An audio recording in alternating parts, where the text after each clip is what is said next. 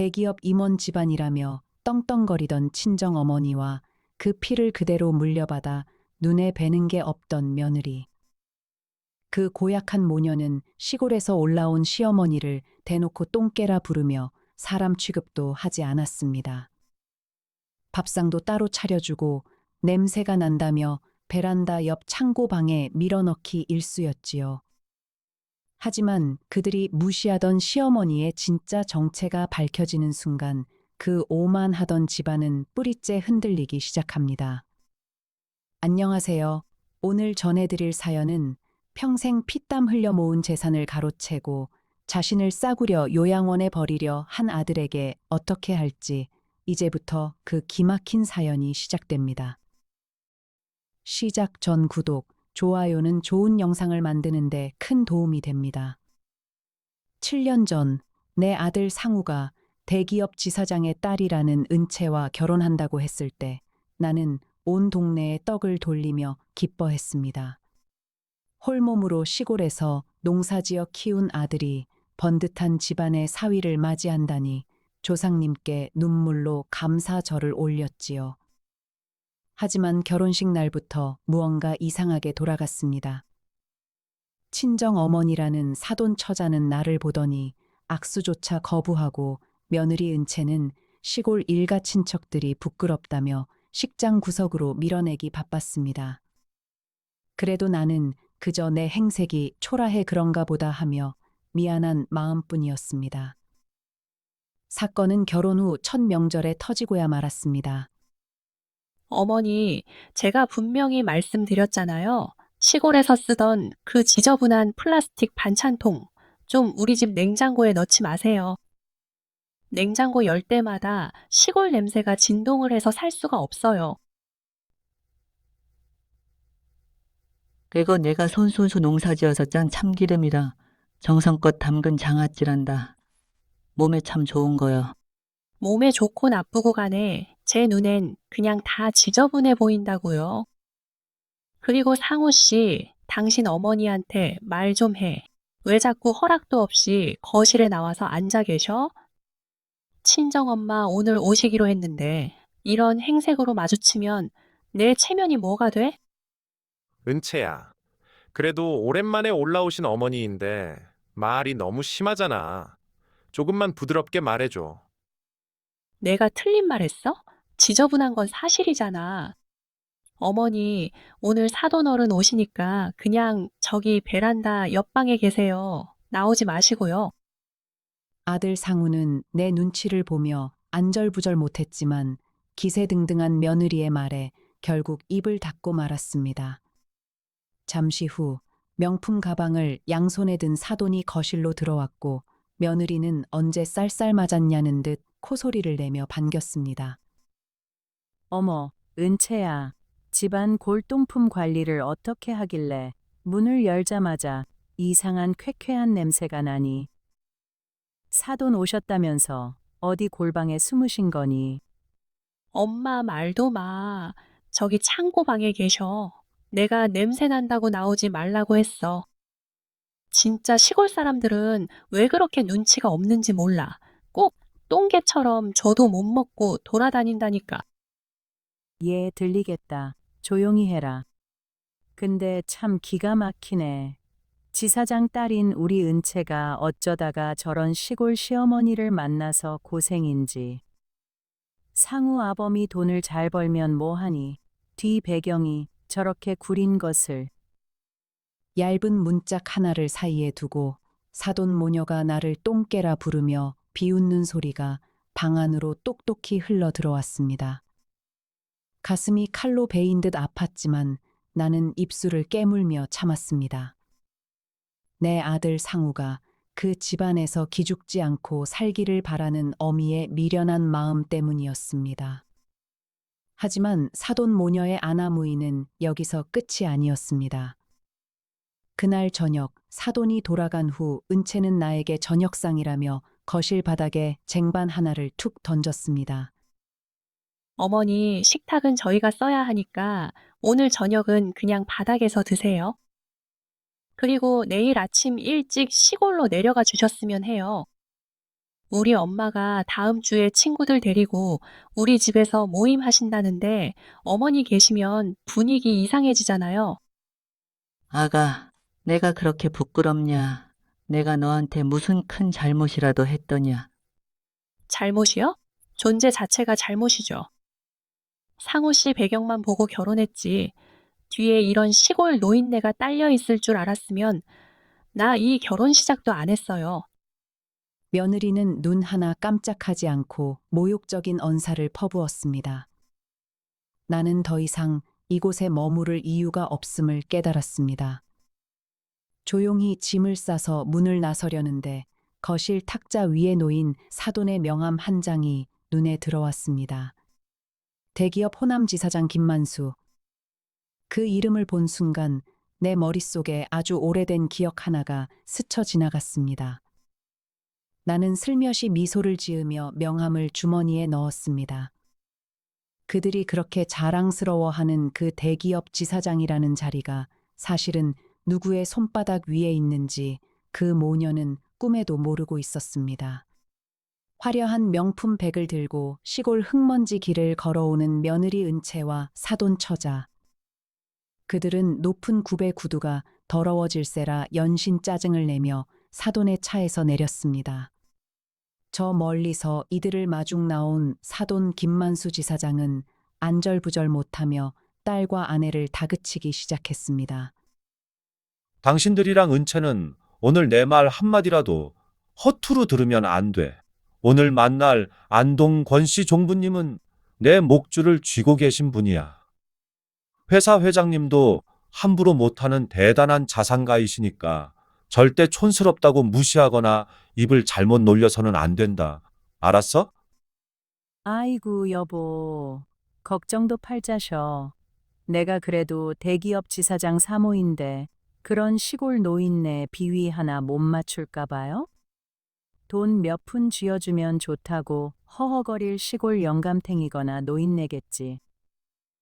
맞아요, 아빠. 우리 시어머니 같은 수준의 노인네들 다루는 건 일도 아니에요. 조금만 치켜 세워주면 지갑 다 여는 게 시골 사람들이잖아요. 빨리 가요. 더워 죽겠어요. 이 인간들이 진짜 정신을 못 차리고 내가 분명히 경고했다.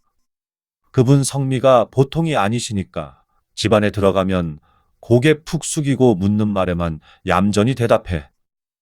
김 지사장은 가슴을 쾅쾅 치며 답답해했지만 오만함이 머리끝까지 찬 모녀의 귀에는 그 어떤 경고도 들리지 않았습니다. 마침내 그들이 도착한 곳은 웅장한 기와지붕이 멋스럽게 올려진 영남 땅의 유서 깊은 종갓집 안채였습니다. 대문을 열고 들어서는 순간 넓은 마당 한가운데 정좌를 하고 앉아있는 한 노인의 뒷모습이 보였습니다.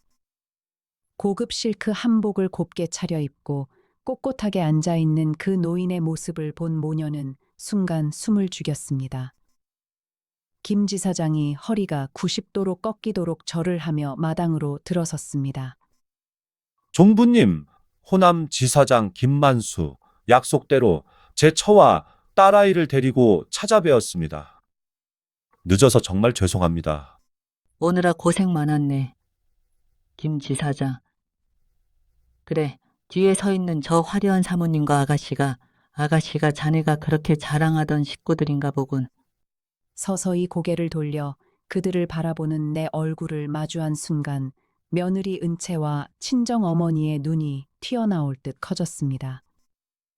거실 바닥에 저녁상을 던져주고 냄새가 난다며 베란다 창고방에 가두었던 그 시골 똥개 시어머니가 웅장한 종갓집의 주인으로 앉아 있었기 때문입니다. 어머니? 당신이 왜 여기 앉아 있어요? 아빠, 이 노인네가 왜 여기 있는 거야? 이 노인네 우리 시어머니잖아. 집달리 시골 노인네가 왜 여기에 있냐고. 이 미친년이 지금 누구한테 대고 노인네래. 당장 꿇어앉지 못해. 여보, 이게 무슨 소리야? 이 여자가 당신이 말한 그 수백억대 종갓집 대주주라고? 말도 안 돼. 이 노인네 얼마 전에 우리 딸 집에서 냄새 난다고 쫓겨난 그 인간이잖아. 사돈 처자 말이 참 여전하시구려. 강남에서 크게 사업을 하신다더니 종갓집 법도도 모르는 무식한 집안이었나 보군. 내 아들 상우가 자네 집구석에서 어떤 대접을 받는지, 그리고 내가 자네 딸년에게 어떤 모욕을 당했는지 오늘 이 자리에서 똑똑히 셈을 치러야겠네. 나의 서슬퍼런 호통에 마당 전체가 꽁꽁 얼어붙었습니다. 김 지사장은 사태의 심각성을 파악하고 그 자리에서 딸 은채의 뺨을 사정없이 내리쳤습니다. 쫙 하는 굉음과 함께 며느리가 비명을 지르며 마당 너스레 바닥으로 쓰러졌습니다. 자신들이 휘두른 칼날이 이제 자신들의 목을 겨누고 있다는 사실을 모녀는 비로소 온몸으로 느끼기 시작했습니다.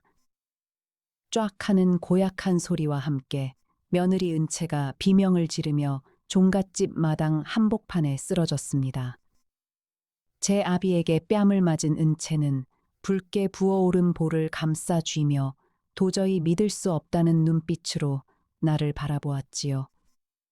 늘 돈 없는 시골 노인네라며 무시하던 시어머니가 제 아버지를 쥐고 흔드는 대자상가라는 사실을 도저히 받아들이지 못하는 모양이었습니다. 여보, 당신 지금 미쳤어? 우리 귀한 은채를 왜 때려? 이 시골 노인네가 뭐라고 그래? 입 안 닥쳐? 저분이 누구신지 알고 그따위 망발을 입에 담아. 우리 회사 회장님도 고개 숙이는 안동권 씨 종부님이자 이번 물류단지 부지의 지분 70%를 쥐고 계신 회장님의 은인이시다. 당신들이 저분한테 무슨 짓을 저지른 건지 이제 감이 와? 김 지사장의 서슬퍼런 고함에 친정 어머니 역시 들고 있던 명품 가방을 바닥에 떨어뜨리며 사시나무 떨듯 떨기 시작했습니다. 나는 그 가련한 모녀를 차가운 눈빛으로 내려다보며 천천히 찻잔을 내려놓았습니다. 김 지사장, 자네 식구들 교육을 참으로 잘 시켰구려. 대기업 지사장 자리가 대단한 벼슬이라도 되는 양, 남의 귀한 자식을 식모 취급하고 그 어미를 똥개라 부르며 창고 방에 가두다니. 내가 그런 수모를 당하면서까지 내 아들을 자네 집안에 장가 보낸 줄 아는가? 어머니, 제가 잘못했어요. 제가 뭘 모르고 그랬어요. 제발 용서해 주세요. 용서? 존재 자체가 잘못이라던 내 입에서 나올 소리는 아닌 듯 싶구나. 김 지사장, 내 뜻은 변함없네. 당장 본사에 연락해서 영남 물류단지 부지 매입 계약은 전면 백지화라고 전하게. 그리고 자네도 그 지사장 자리에서 내려올 준비를 하는 게 좋을 걸세. 종부님, 제발 한 번만 살려주십시오. 제가 이 자리까지 오기 위해 평생을 바쳤습니다. 이 미련한 것들이 저지른 죄는 제가 무슨 수를 써서라도 갚겠습니다. 은채야, 당장 무릎 꿇고 빌어. 김 지사장은 스스로 마당 흙바닥에 무릎을 꿇으며 딸의 머리를 바닥으로 짓눌렀습니다. 은채는 눈물 콧물이 범벅이 된 채로 잘못했다며 손이 발이 되도록 빌기 시작했지요. 하지만 이미 늦은 일이었습니다. 내가 당한 수모는 참을 수 있어도 내 귀한 아들 상우를 며느리 집안에서 기죽이고 종처럼 부려먹은 죄는 결코 용서할 수 없었기 때문입니다. 바로 그때 대문이 열리며 퇴근하고 급하게 내려온 내 아들 상우가 마당으로 들어섰습니다. 어머니, 이게 다 무슨 일입니까? 은채야, 장인어른, 왜 마당에 무릎을 꿇고 계세요? 상우 씨가 어머니한테 말 좀 잘해줘. 내가 잘못했어. 내가 다 잘못했으니까 제발 아빠 좀 살려달라고 해줘. 상우는 영문도 모른 채 울부짖는 아내와 장인을 바라보며 큰 충격에 빠졌습니다. 나는 그런 아들을 향해 잔인하지만 꼭 알아야 할 진실을 담담하게 전했습니다. 상우야, 똑똑히 보아라. 네가 목숨처럼 아끼던 네 처와 처가 식구들이 네 어미를 시골 똥개라 부르며 창고방에 가두었던 인간들이다. 네가 이 집안에서 당당하게 살기를 바랐던 내 미련함이 너를 이런 지옥 같은 집안의 종으로 만들었구나. 아들 상우의 눈에서 굵은 눈물방울이 뚝뚝 떨어지기 시작했습니다. 장인 집안의 득세에 눌려 숨도 쉬지 못하고 살았던 아들은 비로소 모든 진실을 마주하고 주먹을 불끈 쥐었습니다. 그리고 아들의 입에서 그 누구도 예상치 못한 단호한 한마디가 흘러나왔습니다. 장인 집안의 기세에 눌려 그동안 수만 번 크게 쉬지 못하고 살았던 내 아들 상우. 제 아내가 제 어머니를 시골 똥개라 부르며 구박했다는 추악한 진실을 마주한 아들의 눈빛이 무섭게 돌변했습니다. 상우는 흐르는 눈물을 닦아내며 무릎을 꿇고 있는 은채를 차갑게 내려다보았습니다. 은채야, 네가 인간이냐? 어떻게 우리 어머니한테 그럴 수가 있어? 냄새가 난다고 창고방에 가두고 거실 바닥에 밥상을 던져? 내가 네 집안에서 어떤 취급을 받으면서도 버틴 건 오직 너 하나 사랑해서였어. 그런데 네가 내 어머니를 그렇게 짓밟고 있었을 줄은 꿈에도 몰랐다. 상우 씨, 내가 잘못했어. 내가 정말 미쳤었나 봐. 한 번만, 이번 한 번만 어머니한테 잘 말씀드려서 우리 아빠 좀 살려줘.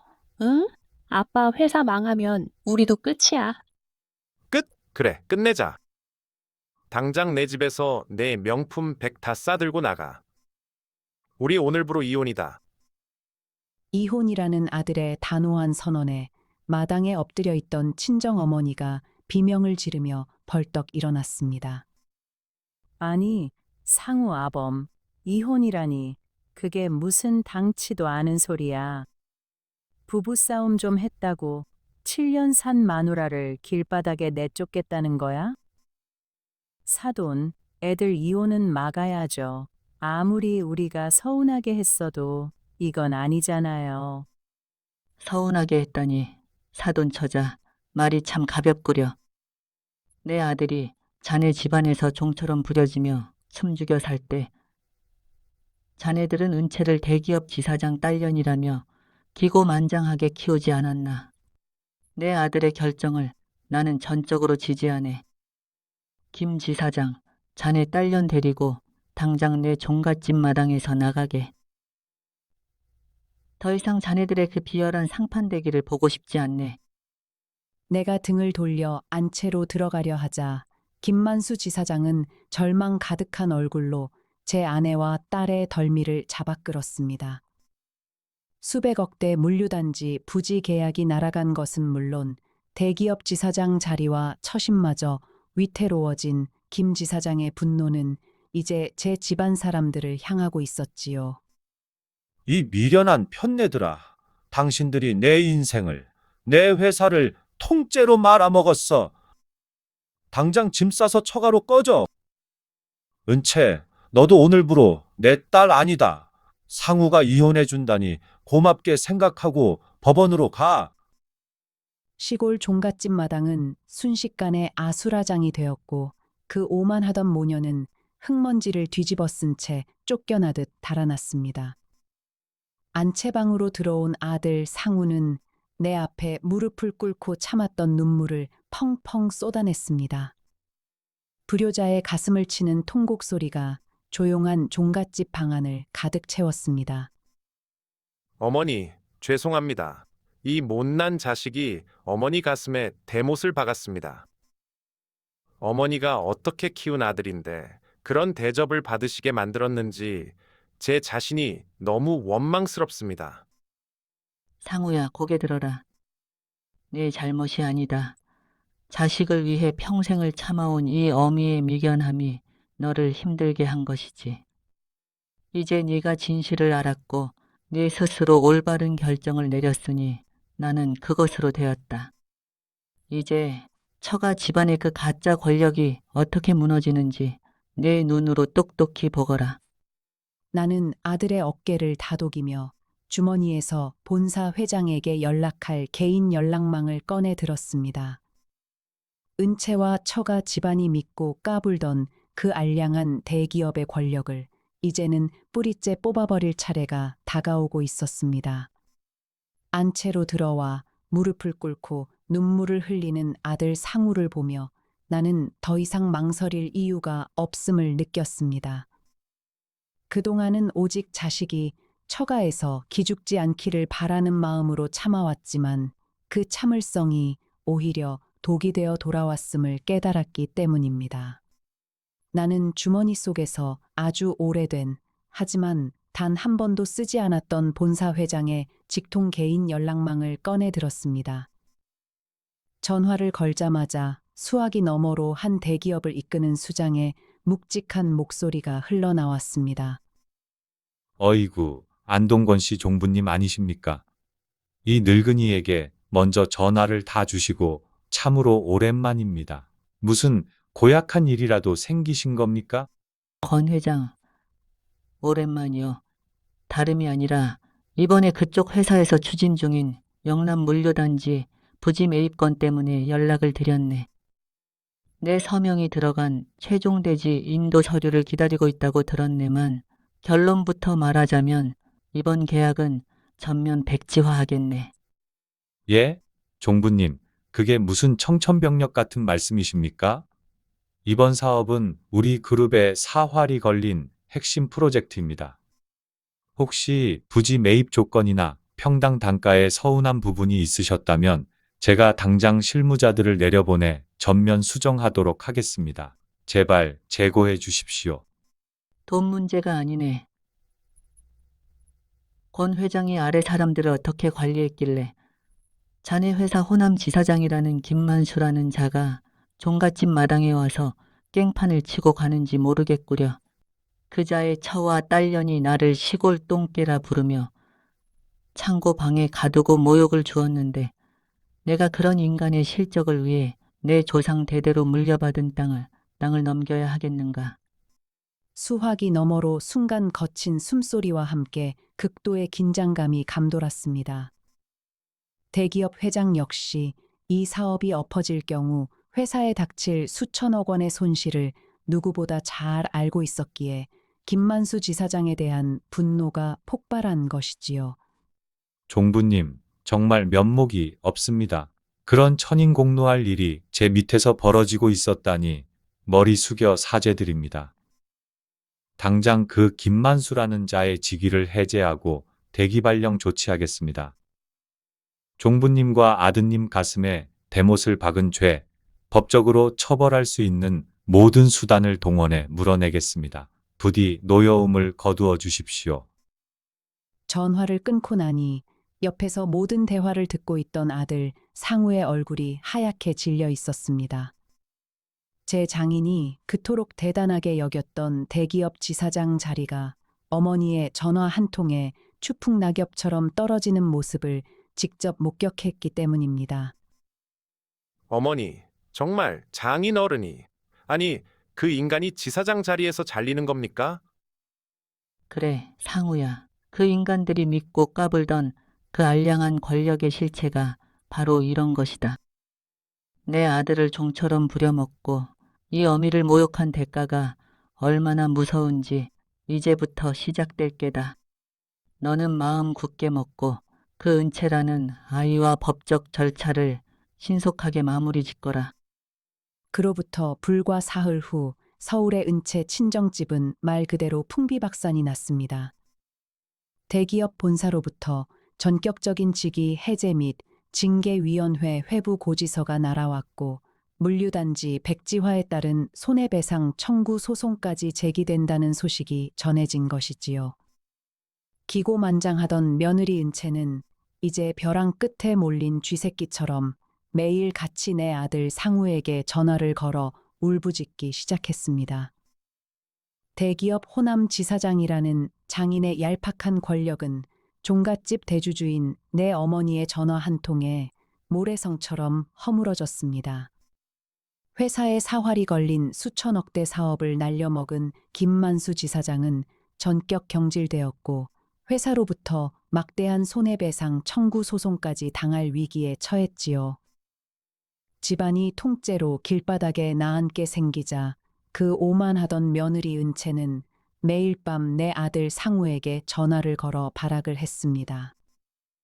상우 씨, 제발 전화 좀 받아봐. 당신 진짜 이럴 거야. 7년을 살았는데 어떻게 내 전화를 한 번을 안 받아? 우리 아빠 지금 쓰러져서 병원에 누워 계셔. 당신 어머니한테 말해서 그 땅 매입 계약 다시 진행하게 해달라고 빌란 말이야. 은채야, 이제 와서 그게 내 입에서 나올 소리냐?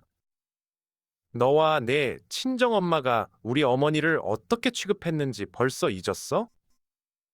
내 어머니를 시골 똥개라 부르며 짓밟을 때는 신이 났겠지. 그 대가를 이제야 치르는 것뿐이다. 내가 몰라서 그랬다고 했잖아. 알았으면 내가 그랬겠어? 시골 노인네가 그렇게 돈이 많고 대단한 사람인 줄 누가 알았냐고. 상우 씨, 나 이혼 안 해. 도장 못 찍어주니까 당신이 어머니 마음 좀 돌려놔. 안 그러면 나 당신 회사 찾아가서 다 터트릴 거야. 마음대로 해라. 법원에서 이혼 소송 소장 날아갈 테니 처가 식구들 다 같이 법정에서나 보자꾸나.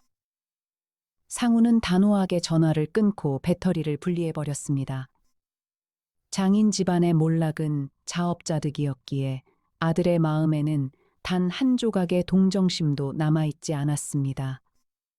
그리고 이틀 뒤 이혼 서류 접수를 마친 아들이 무거운 걸음으로 다시 종갓집 안채를 찾았습니다. 어머니, 법원에 이혼 소장 접수하고 오는 길입니다. 은채는 끝까지 도장을 안 찍겠다고 버티지만 그동안 제가 당했던 부당한 대우와 어머니를 모욕한 증거가 명백해서 소송은 문제없이 진행될 것 같습니다. 고생했다. 상우야. 마음고생이 심했을 텐데 단단하게 버텨줘 고맙구나. 내 장인이었던 지사장 소식은 나도 전해 들었다. 본사에서 손해배상 청구 금액만 수십억에 달해 강남에 있는 아파트까지 가압류가 들어갔다더구나. 다 자기가 저지른 죄의 대가겠지요. 그런데 어머니 은채와 그 장모라는 인간이 오늘 아침에 또 병원 앞으로 사람을 보내 저를 붙잡고 늘어졌습니다. 마지막으로 한 번만 전 재산을 다 바칠 테니 종부님 앞에 무릎 꿇게 해달라고 통곡을 하더군요. 악인들이 궁지에 몰리면 눈물을 흘리는 법이지. 하지만 그것은 반성이 아니라 제 목숨이 아까워 부리는 부려먹는 수작일 뿐이다. 상우야, 내일은 이 어미와 함께 서울로 올라가자꾸나.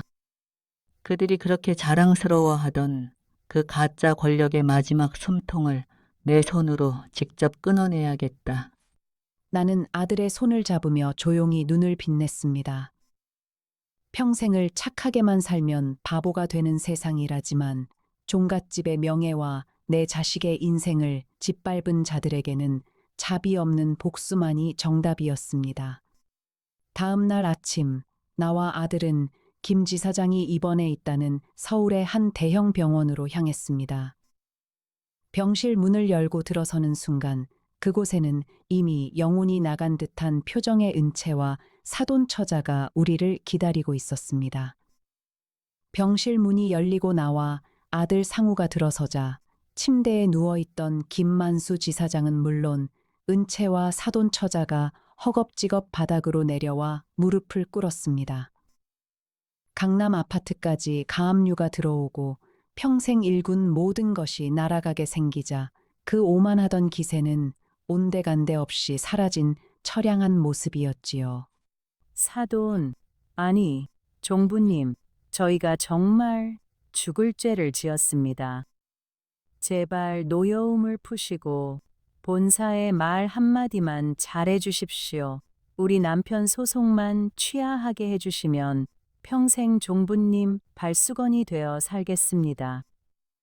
상우 씨, 내가 정말 미쳤었어. 당신이 내 이혼 소장 취하해달라고 어머니한테 한 번만 빌어줘. 내가 앞으로 당신한테 그리고 어머니한테 효도하면서 속죄하며 살게. 응? 제발 한 번만 살려줘. 은채야, 고개를 들 거라. 시골 노인네가 돈이 많고 대단한 사람인 줄 알았다면 네가 나를 똥개라 불렀겠느냐. 네가 기어이 사람을 봐가면서 멸시하고 짓밟았다는 그 사실 자체가 네 본성이 얼마나 추악한지를 증명하는 것이다. 돈이 있으면 굽신거리고 돈이 없으면 짓밟는 그 고약한 버릇을 내가 왜 용서해야 한단 말이냐. 종부님, 다 제 잘못입니다. 제가 집안 단속을 못해 종부님과 상우에게 천인공노할 상처를 주었습니다. 회사의 손해배상 소송으로 저희 집안은 이제 길바닥에 나앉게 생겼습니다. 제발 이 미련한 자식들을 봐서라도 자비를 베풀어 주십시오. 김 지사장, 자네에게는 안 된 말이지만 인과응보라는 말이 괜히 있는 게 아니네. 내 아들 상우가 자네 집안에서 7년 동안 숨도 못 쉬고 종처럼 살 때 자네들은 그것을 묵인하고 즐기지 않았나. 본사의 소송과 징계는 내가 관여할 일이 아니니 법의 심판을 달게 받게나. 그리고 내 아들과 내 딸년의 악연은 오늘부로 완전히 끝이다. 은채는 상우의 바짓가랑이를 붙잡고 통곡하며 매달렸지만 상우는 자비 없이 그 손을 차갑게 뿌리쳤습니다. 그 오만한 모녀가 흘리는 눈물은 반성이 아니라 자신들의 재산과 안위를 잃기 싫어 부리는 마지막 수작임을 우리 모두 잘 알고 있었기 때문입니다. 우리는 미련 없이 병실을 나왔고 법원의 판결에 따라 아들 상우와 은채의 이혼은 처가의 유책 사유가 100% 인정되며 신속하게 마무리되었습니다. 김 지사장의 강남 아파트와 재산은 본사의 손해배상 청구로 인해 전부 경매로 넘어갔고 은채 모녀는 그들이 그토록 멸시하던 시골보다 더 초라한 단칸방으로 쫓겨나 비참한 말로를 맞이하게 되었습니다. 이 모든 폭풍이 지나간 후 아들 상우는 서울 생활을 정리하고 고향 영남의 종갓집으로 내려왔습니다. 어머니의 따뜻한 품 안에서 비로소 진짜 인생을 다시 시작하게 된 것이지요. 오늘 사연 어떻게 들으셨나요? 돈에 눈이 멀어 짐승만도 못한 짓을 저지른 자식에게 40억 빚더미라는 지옥을 맛보게 한참으로 통쾌한 복수극이었죠. 하지만 한편으로는 모든 것을 다 잃고 인생의 밑바닥까지 떨어지고 나서야 비로소 눈물로 회개한 아들을 다시 묵묵히 품어주는 그 위대한 어머니의 사랑에 가슴이 참 뭉클해집니다. 비 온 뒤에 땅이 굳는다고 하죠. 기나긴 악연을 끊고 다시 진짜 가족으로 태어난 두 모자의 앞날에 이제는 따뜻한 봄날만 가득하기를 응원하게 되네요. 시청자 여러분의 생각은 어떠신가요? 댓글로 여러분의 소중한 의견을 편하게 남겨주세요. 사연이 마음에 드셨다면 구독, 좋아요 부탁드립니다. 다음 사연도 기대해 주세요.